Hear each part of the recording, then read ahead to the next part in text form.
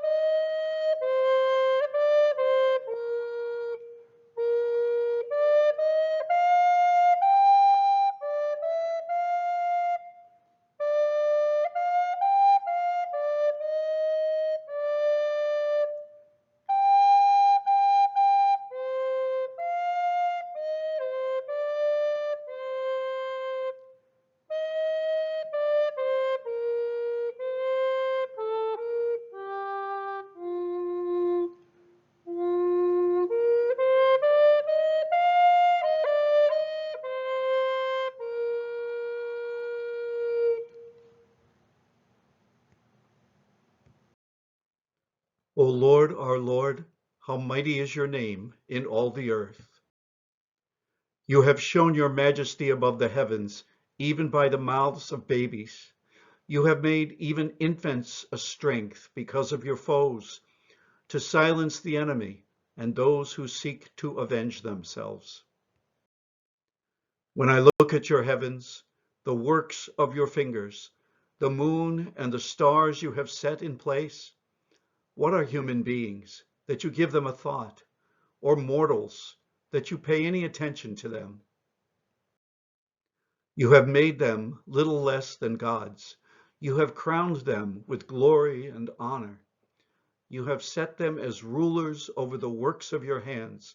You have put everything under their feet: flocks, herds, the animals that wander the fields, birds of the air, fish of the sea, whatever moves in the ocean currents.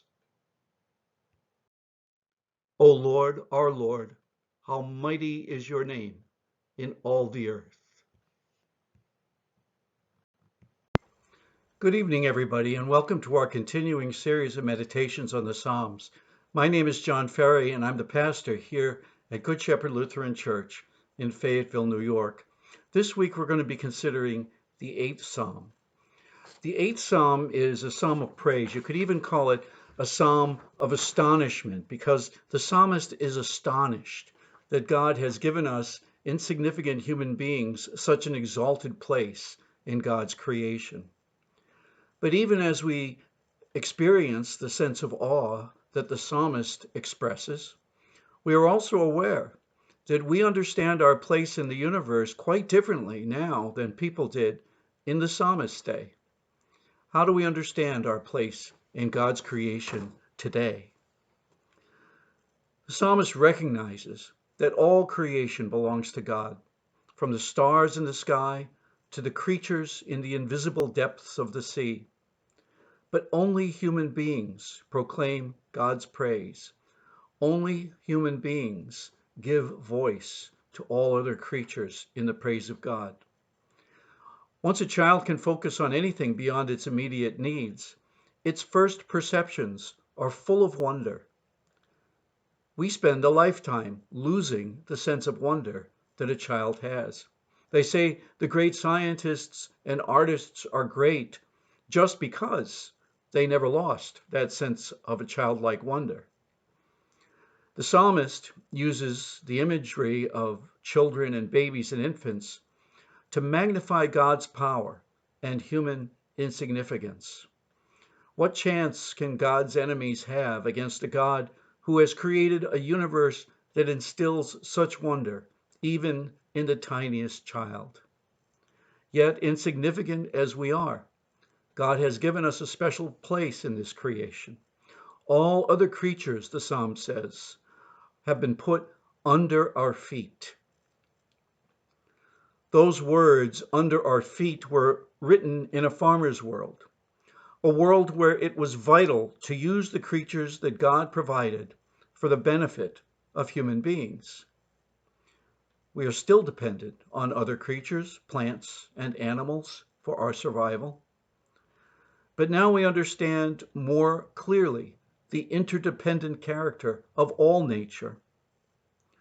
No one could have imagined, when this psalm was written, that one day human beings would themselves pose the greatest risk to the rest of creation.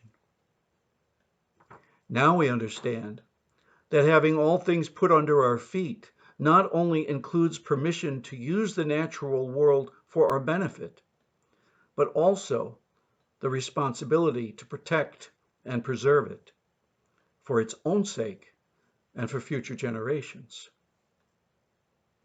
Are we really just a little less than divine? This psalm is quoted in the letter to the Hebrews. What is man and what is the Son of Man is the way it's translated there. And the Son of Man is taken as a reference to Jesus. So the psalm is used as praise of Jesus, who was truly divine. We cannot underestimate the human dignity of every single person. But we also cannot overestimate our place in a vast and unknown universe. Being human, being a little less than the angels, means both appreciating our God-given dignity and taking seriously our responsibility to a creation that is so much greater than we are. So thanks for being with us tonight for this meditation. I hope it helps you in your preparation for Easter. God bless. Take care. Good night. The hymn is "A Lamb Goes Uncomplaining Forth" by Paul Gerhardt. It's number 340 in our Evangelical Lutheran worship.